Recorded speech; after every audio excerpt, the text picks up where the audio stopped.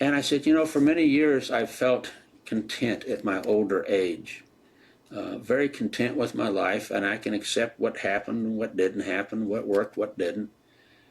But having discovered who my birth parents are and discovering my birth sister and brother, I am now complete.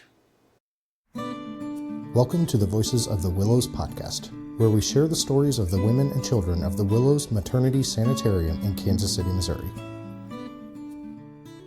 Well, I want to thank you all for joining us today to another episode of the Voices of the Willows, and hope if you will enjoy, you will follow and share with us. And today I'm very happy to present our guest with us is Russ Sifers. And Russ and I haven't known each other more than maybe a couple of years now. Russ is one of the most recent people that I have met and learned about his story. And I feel very privileged to be a little bit a part of his story. So thank you, Russ, for joining us. Well, thank you for inviting me. Yeah. So first of all, would you tell us a little bit about your background, like what your family life was like and being adopted? I was adopted quickly after I was born March 1st, 1948, and I was apparently adopted just 2 weeks later, according to my adoption papers. So I think my parents were on a waiting list. I grew up in what I thought was a middle-class family, but no, I found out later as I got older, it was a very nice family, well-to-do. At age 10, my parents sat me down and said I was adopted, and I looked puzzled, and my mom used the word chosen. Well, we've had a talk, and I said, well, you're still my parents, yeah, and my grandparents are my grandparents, yeah, and my cousins are my cousins, yes. So I went upstairs and sat on my bed at 10 years old and tried to contemplate being adopted, and I thought, oh, well, I didn't think much more about that until many years later. It was about, in my early adulthood, I always wondered, where did I come from? And being adopted, I thought, well, I'm Mexican on May 5th, Cinco de Mayo, Viva Zapata. And on March 17th, I'll be Irish. I can be anything I darn well want. There you go. Of course, when I had to fill out my information for medical, it was always NA, not available because I was adopted. It had no knowledge whatsoever. I later learned that Missouri had closed adoption records and I would never, ever find out who my birth parents were. And I thought, oh, well, that's okay. Later on, in 1986, when my dad died, my stepmother gave me my adoption papers. And while I didn't know who I was, until then, it said on my papers, my name at birth given to me was Dwight Potter. So the question became, who the heck is Dwight Potter? Again, Missouri records were closed, and I said, oh, well, that's the way it goes. I'm Dwight Potter, whoever the heck he is. And then it was July 17th, 2024, when I took the class on the Willows and learned that I could get my adoption papers, a copy of them, for $15. And that night I ran home, wrote a check, mailed it, and 10 days later, there they were, my adoption papers. As I grew up in my new family, I thought it was middle class. No, I was very well-to-do. Large family business. Parents belonged to a country club. I went to a private school, later went to KU. I would have to say I could disagree with John Fogerty. I am a fortunate son. Tell me a little bit about what you had a family business too. It was started in 1903 by my great-grandfather, so I was inherited into it. Always expected to take it over. I had an older cousin, but her name was Christina, and she was a girl. And girls back then were not expected to take over family businesses. So when I went to KU and majored in the School of Business, it was to come back and run the family candy company as Generation 4. And it's very good reputation too.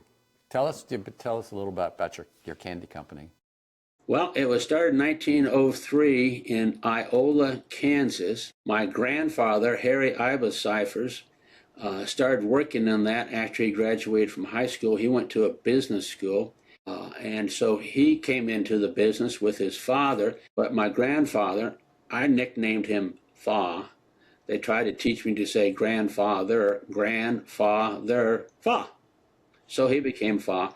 Fa moved to Kansas City because he wanted to have his own candy company. And that was about 1916 or thereabouts. And so we had then a candy company in Kansas City and one in Iola, Kansas. One in Iola shut down a little bit after World War II.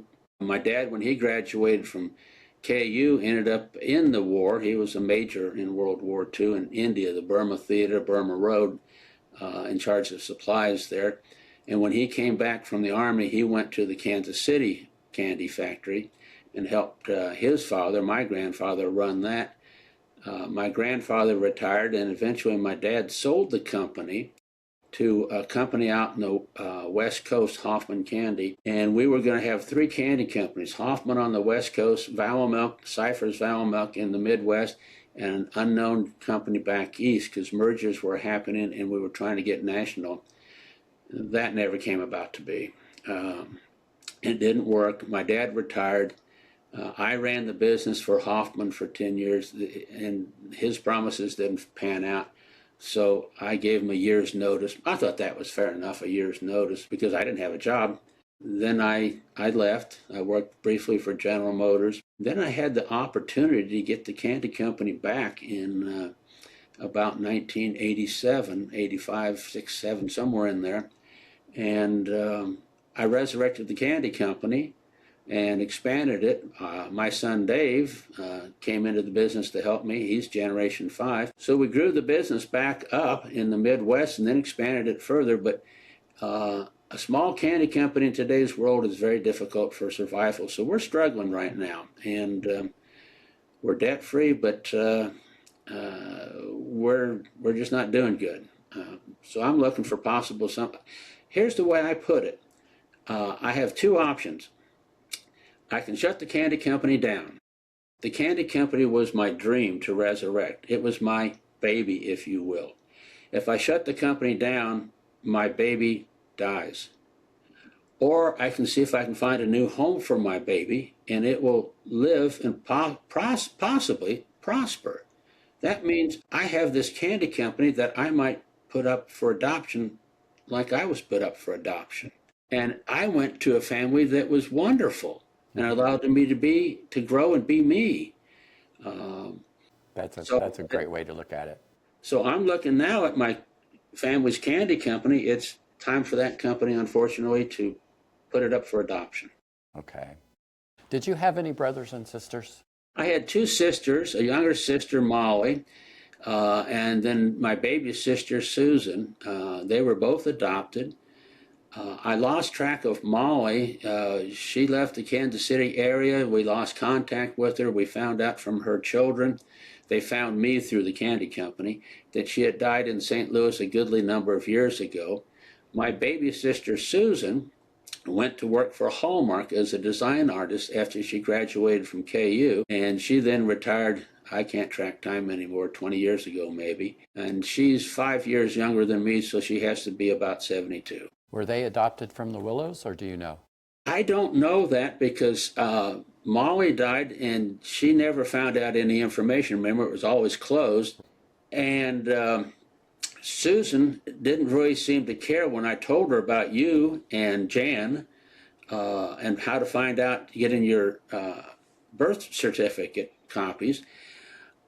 She didn't seem to be too interested in that. But my late wife was an Episcopal priest, and the first thing that she did after she was ordained was to serve as a chaplain at the Crittenton Children's Hospital, now part of St. Luke's. And originally, Crittenton, I believe, was an adoption center. Julie was sitting in her office, and it had a whole bunch of glass windows. The whole front wall was glass, so it was wide open because these children were physically, mentally, sexually abused children. And you had to have it wide open so that they could see what was going in the chaplain's office at all times. Julie looked over one afternoon and said, "The Cecil Sifers chapter." Cecil was my grandmother. And so I'm thinking that either Molly or Susan or both might have been adopted through Crittenton. Why would my grandmother have been so supportive of the Crittenden Center if that was not the case. I don't know and probably never will know, but I'll just presume it. Yeah, that makes a lot of sense. And there was a Crittenden in Kansas City as well. Yes. So, right. And that's what it evolved into, a psychiatric hospital for abused children. And I remember growing up hearing things about Crittenden in the living room when I wasn't supposed to be in the living room with adults talking, but I would sit on the stairs around the corner, and I remember my grandmother talking about Crittenden and this and that, and it's like, oh, well then maybe I thought I was adopted from Crittenden, and all three of us were, but turns out I'm a Willows graduate. Exactly. I love your shirt, the Willows class of 48. A lot of people have picked up on that from the Facebook page. Yes, yes. So let's go back to, you were in my class at the Osher class that I had, and that was where we talked about being able to get your original birth certificate. And what was the next step in that whole process of your search? Because you had done a DNA test, right?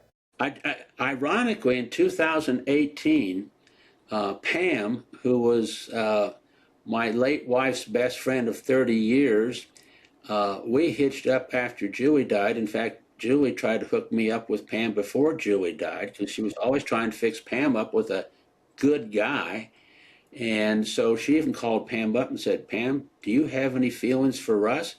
Pam did not hesitate. She yelled over the phone, "Hell no, he's crazy." And most people think I am, and I like that. That's okay. We took the DNA test, Ancestry.com, and it came back a few weeks later, a printout, and I think I went online. I think there was a feed for it, and I wrote it all down. Since then, in fact, I have all kinds of paperwork from it, and it changes. It just changed most recently. Here's the latest one that just came last October 27th, and this is about the fourth DNA map of me genetically. Well, let's go back to the class, and you got your original birth certificate. And I think I remember in the class telling you about the website for the Willows.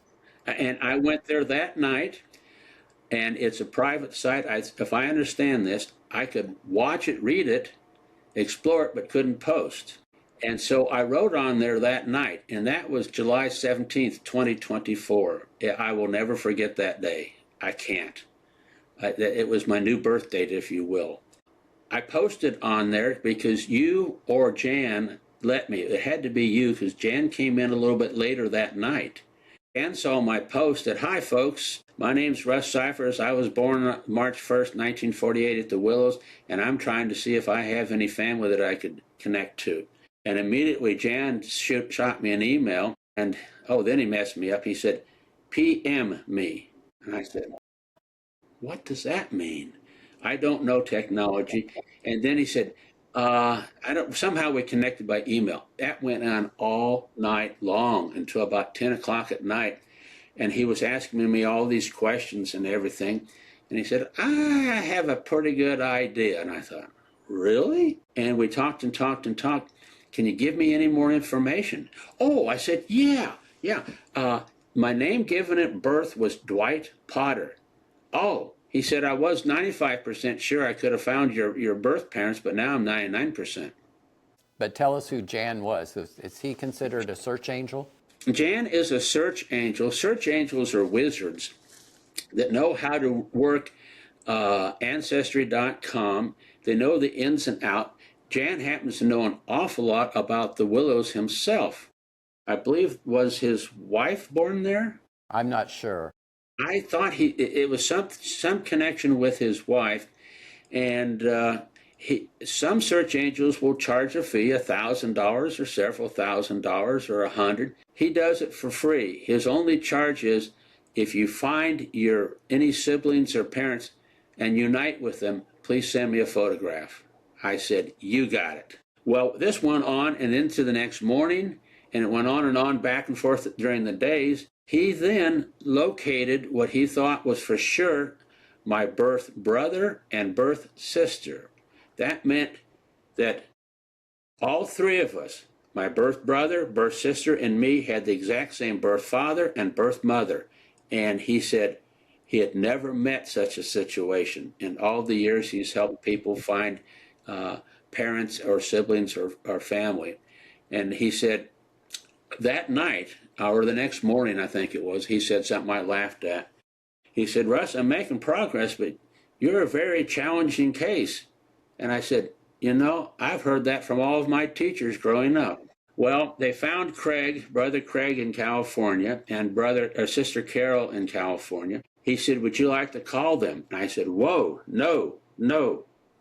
I wouldn't know what to say. And deep in my heart, I was afraid I might get rejected because they might think I'm a scammer. But to be rejected at that point, I don't think I could have taken it because I had such great hopes. Sure. He did say that our mother and our father had already died several years ago. My mother lived to be 80, and our father lived to be 90, but they had already died. And I thought, oh, growing up, I said, if I ever find my birth mother, and all I wanted to say to her was, thank you so much for putting me up for adoption. I'm having a wonderful life. I cannot dream of a more wonderful life. Better than the one that's on the black and white movie.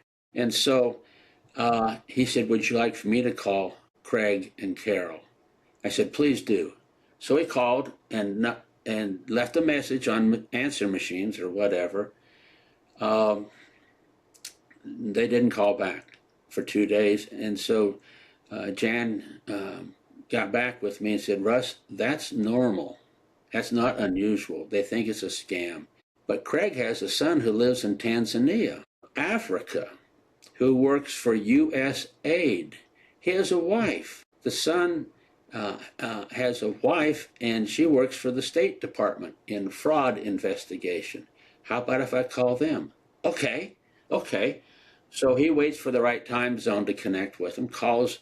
Any rate, Jan said as he was talking to my nephew that the wife was on the phone tapping away with all the resources she has from our federal government.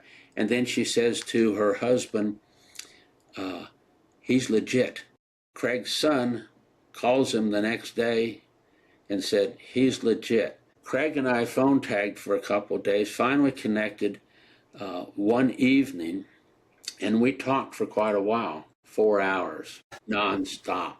Pam was sitting there listening in because we were in the kitchen, and we talked, and we were just quizzing each other. What about this? What about that? And after a while, after 4 hours, we got through talking, and it was 11 o'clock my time, 9 o'clock his in California. So we decided to hang up and email and send pictures back and forth by email. We exchanged emails. After we hung up, Pam turned to me and said, Russ, you've met your brother. Yes, he's your match in talking. I think he can out-talk you. I did a talk for the Wall Street Journal, an interview that was supposed to be 20 minutes. After 4 hours, the interviewer said, I'm out of tape on my tape recorder. I said, I'm kind of parched myself, so why don't we call it quits? It was a full page in the Wall Street Journal. It's in my office at the factory now. So your brother and sister didn't have any idea that you had No, existed? they didn't. Back in those days, nobody talked about adoption. My mother's brother knew I was adopted, that all three of us were adopted, but that was about it. And nobody talked about adoption in those days. And an unwed mother, that was a hush-up. So no one knew that we were. In fact, I've talked to one of my good buddies I grew up with, Scott. He's down in Arizona. We were emailing back and forth a while back. We exchanged Christmas candy to each other. And I said, did I ever tell you I was adopted? He said, no, I didn't know that. We'd known each other since first grade or kindergarten at grade school and all the way through senior high school. Ironically, all those 13 years, we never had a class together once. And I thought, what's the probability theory of that? At any rate, we grew up in the same neighborhood, the same block. And so I told him all about that just a couple of nights ago, that yes, I was adopted. I told him the process that I went through, and he thought it was fantastic. So no, people didn't talk about being adopted or adopting. It was a hush-up thing. Did you ever find out why you were given up for adoption or what the story is? Because your parents I got got the married. story. Yes, I did. And that was part of this was the beauty of Ancestry.com. Maybe they can pay me some money for the commercial. Jan helped me learn how to work Ancestry.com early on, because I was still a member of Ancestry.com. I typed in my father's name, and Solwacker was the last name, and all of a sudden up popped a wedding picture of my mother and my father who created me. And I said, whoa. Pam looked at that and she said, what do you mean, whoa? I said, just a minute, let me go get my senior yearbook. He married our mother. She was still in college, but I think he'd graduated already. Had just graduated, or maybe it was a year after he graduated. I think that was a year after. And I ran and grabbed my senior high yearbook. So he would have been 23 or so, 4, something like that. He was 3 years older. And we compared his wedding picture to my senior high picture of 18 years old. Here's the story that I have put together. My mother, Carol, and my father, Eugene, but Gene is out what he went by, were students at the University of Illinois, Champaign-Urbana. So here's my mother, pregnant and not married.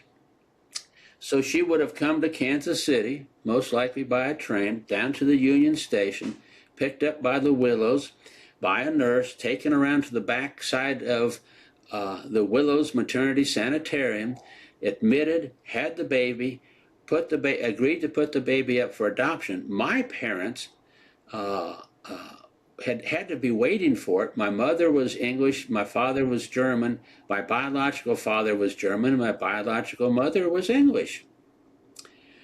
So I think that's how they tried to connect babies to new families as best they could. I think you're very true. I think that's true. But as I was growing up, I said, I don't look like my dad or my mom or my 2 sisters. And I thought, that's odd, but not totally unusual. So at any rate, then my mother, Jane, went back to Champaign, Illinois. They were later married the next year. Big fancy wedding from all the newspaper articles I found through Ancestry. And then they moved to California so he could work on a master's degree. I believe was at UCLA.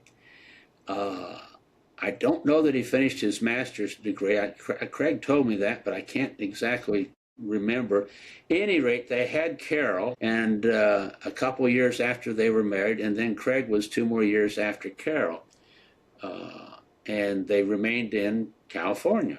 You told me a story one time, and I'd like for you to share it, about when you were telling your grandchildren about being adopted. I have to put it in context. We had 2 granddaughters, Jessica and Tiffany, and they were about 3, 4 years old. I can't remember exactly. They were playing in the living room, and I was just watching them, teasing them. My wife, Julie, the priest, was in the kitchen fixing dinner, and I thought I'd have fun with these 2 little girls. And I said, ladies, do you know that I was adopted? Huh? Yeah, I was adopted. I was born, and my mother put me up for adoption, and my new parents adopted me. My real name is Dwight Potter. And they said, what? I said, my real name, I am Dwight Potter. And my grandfather was Harry. I didn't say anything more than just Harry. Those girls got little orphan Annie eyes that were gigantic, and they yelled into the kitchen, Grams, Grams, Grams. That meant Julie. Gramps said he was adopted. Julie calmly said, yes, he was, into a nice family. And his name is really Dwight Potter. Yes, it is. And his grandfather was Harry Potter. Yes, his grandfather was Harry Sifers. The girls just stood there. They could not comprehend what I had pulled off on them. I love that. So your birth mother's maiden name was Potter. Yes, it was Jean Adele Potter, but the part that we had problems with, that Jan and I had struggled with, she had a couple of different names for last names. At one point, she was not legally adopted, but raised by another part of the family. And so she went by that name for a while. And so she bounced around, I guess, a couple families. But eventually, it was when she was growing up and a young girl. But she basically stayed as Potter. And I remember you telling the class that if you ever find your original birth certificate, the name given you might be legit or might not. And if you have a birth mother, it might be legit or not. And seldom is a birth father's name even listed. And if so, it might be legitimate or not. And as I try and explain to people today, they don't understand it because it's different, quite a bit different today. Girl gets pregnant, boy skips town. That's the way it was back then. And I was unusual. Mother gets pregnant, father stays with her. But they decide they cannot have me while they're still going to college. They cannot afford to raise me and take care of me at that point. And it would ruin their college lives and what they had. And they thought the best thing to do for me was to put me up for adoption. Now, how they learned about the Willows, I don't know, but in your class, it was well publicized to doctors. And so there probably was a medical doctor in Champaign-Urbana that knew about the Willows and told her about and helped her go there, stay there for a few months, have me, and I was immediately adopted because I know I was baptized that very same Easter, which I think was the end of March. That was a very quick adoption. Yes, and I'm sure that was the situation that they were waiting for a baby. Went there. How they knew about the Willows, well, my family was very well known, especially my grandfather. And so then I was adopted. My cousins didn't know I was adopted. They just thought I was my dad's children, my dad and my mom's children. Again, they didn't talk about that stuff in those days. How did you know that you were born at the Willows? Was that through your original birth certificate, or did you know that somewhere else? That was on the adoption papers. Oh, okay. My stepmother gave me the adoption papers, and you called it the crib card?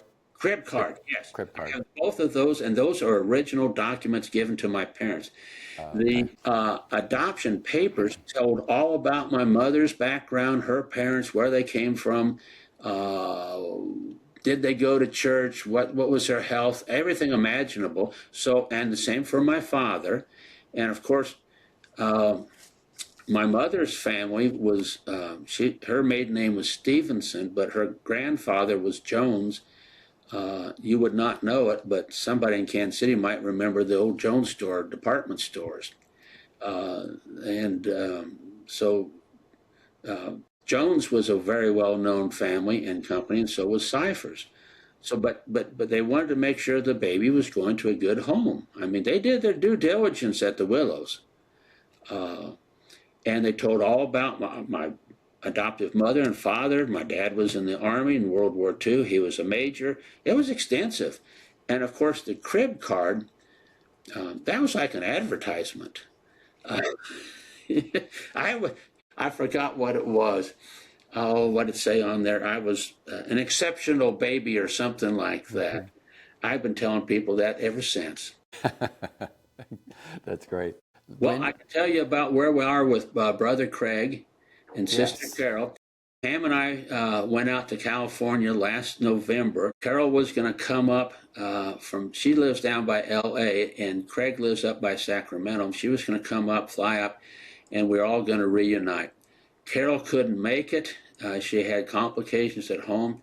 She had a dying cat that she just could not leave because it was on its 11th or 12th year, or 12th time of dying on her. And so she stayed there. She loves the cat. It's dead since then, but she couldn't come up. And so Craig and I got there. This was hilarious. We go he picks us up at the airport. I told him what shirt I would be wearing before we left Kansas City. And he saw me from a block away and he said, "Oh, that's got to be Russ. That's got to be Russ." And they pulled up. We hopped in and threw our bags in the back. We're driving down out of the Sacramento airport. It's an hour ride back home. Craig keeps staring at me and staring at me and staring at me. I said, Craig, I know where you're driving, but would you at least watch the road? You're staring at me. And then Pam's in the back seat with his wife, Liz. Liz is staring at me. Craig says, you look just like my dad.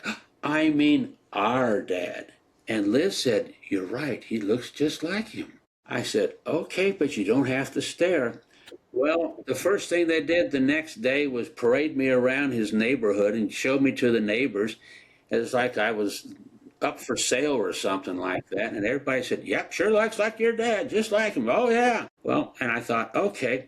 After a couple of days together, both Pam and Liz said proclaim. They didn't just say, you two have the exact same mannerisms on how you talk, what you do, walk, and everything. We do not look the same in my eyes today. We do look identical when we were both younger. That was spooky. And I've seen pictures of our dad in his later years, and I don't see it, but everybody else does. I did see it when he was young. I told you about his wedding picture. So, at any rate, we had a wonderful visit with him.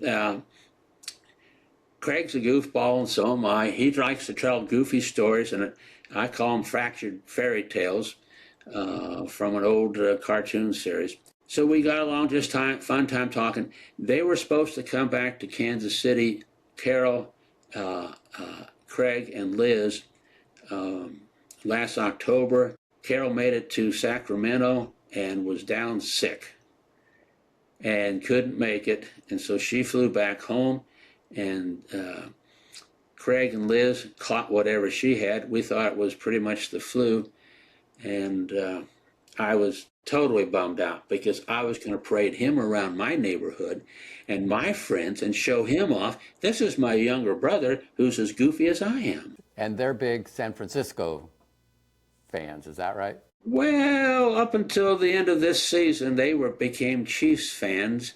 And I said to Craig should have been a San Francisco fan. And who played the Chiefs in the Super Bowl last year?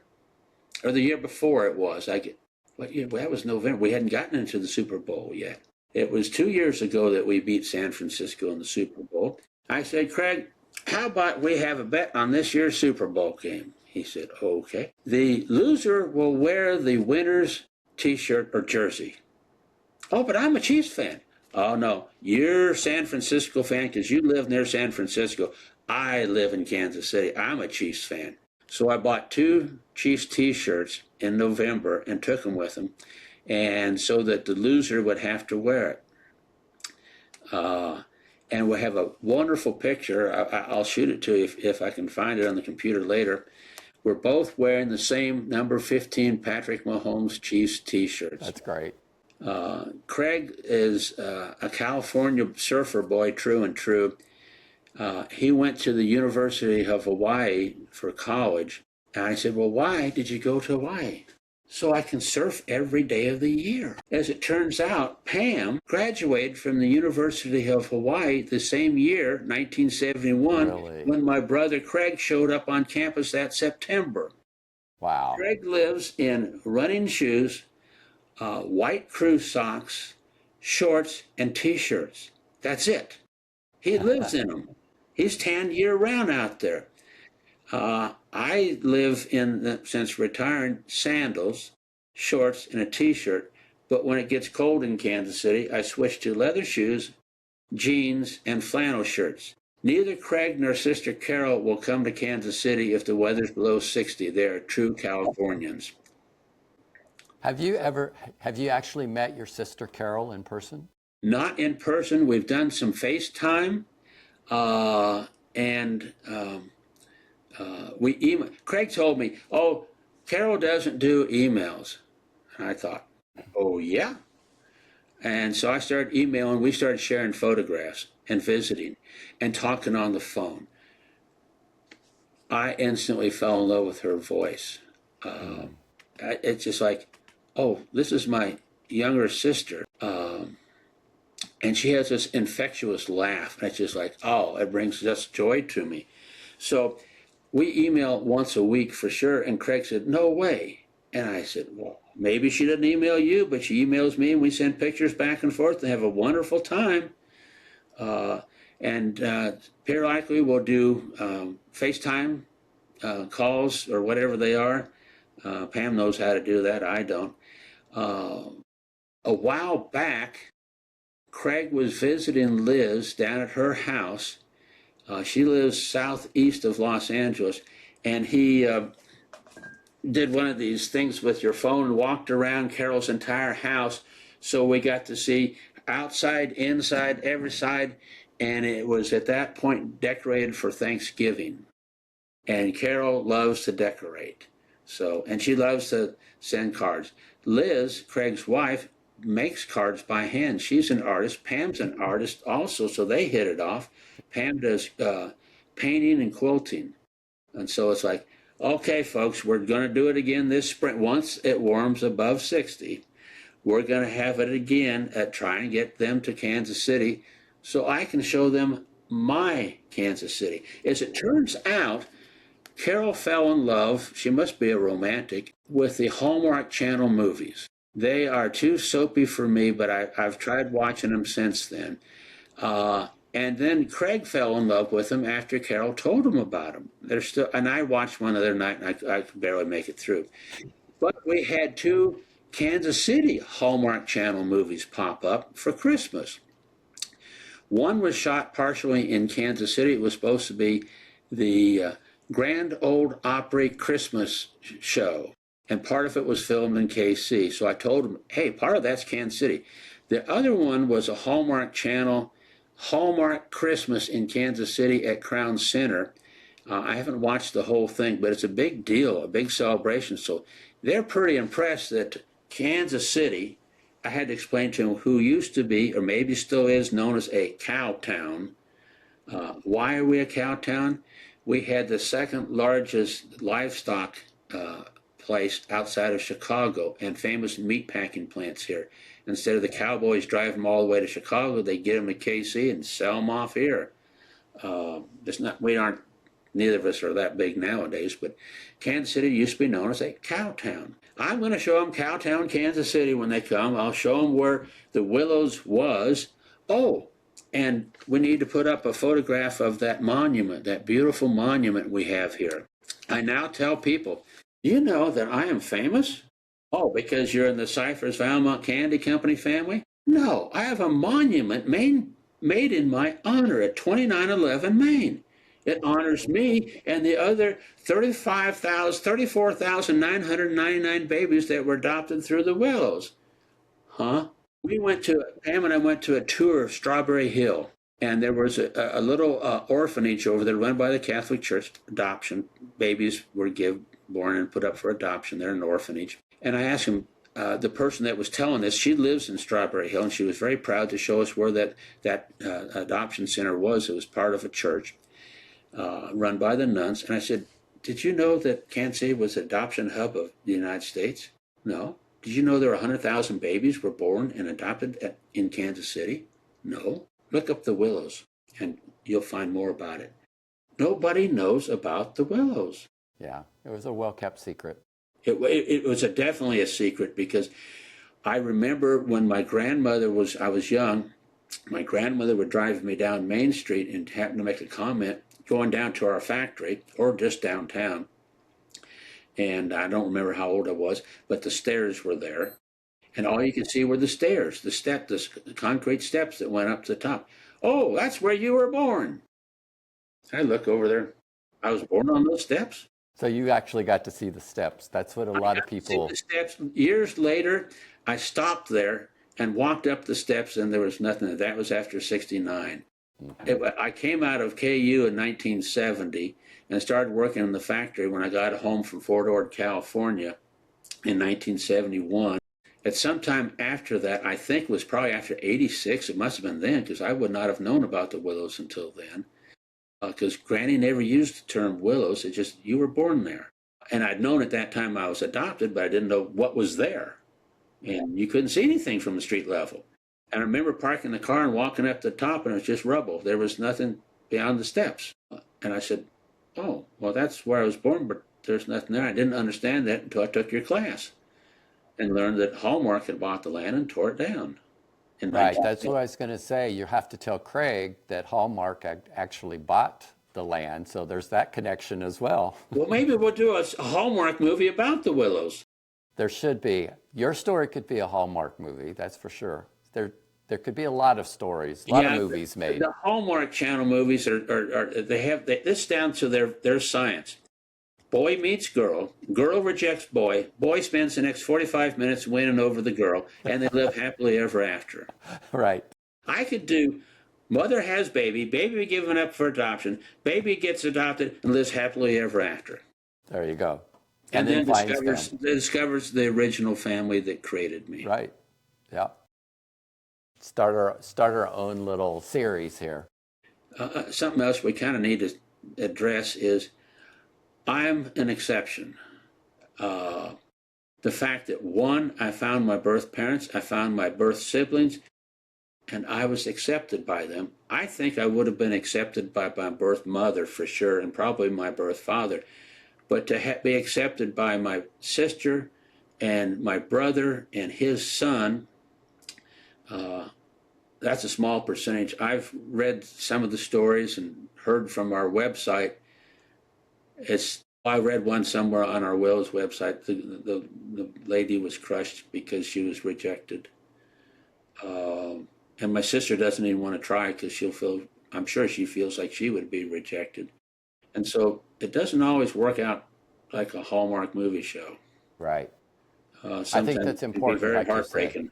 Yeah. I think that's important just to share that side that a lot of people need to search, they want to find, but they have to be aware when they start that search that the results may not be exactly, like you said, a Hallmark movie. That's why when I told Jan, I said, no, I wouldn't know what to say. I blurted that out to him.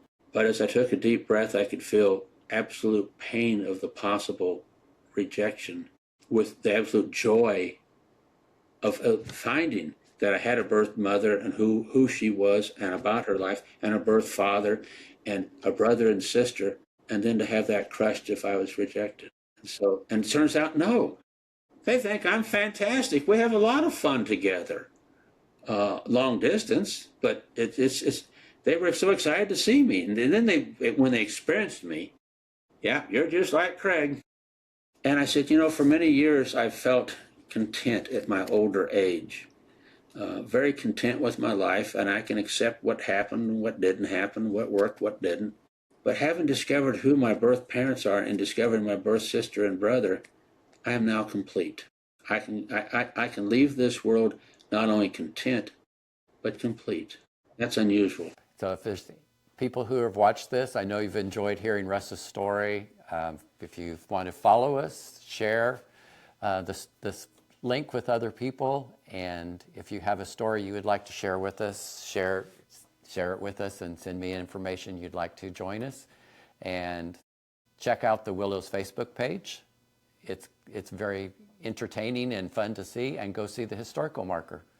So where I'm famous. Where Russ is totally famous. Or infamous, I'm not sure which. Yeah. Thank you again. I really appreciate it, Russ. Thank you for listening to the Voices of the Willows. You can dive into more about the Willows on our website, voicesofthewillows.com, and find new episodes wherever you listen to your favorite podcasts.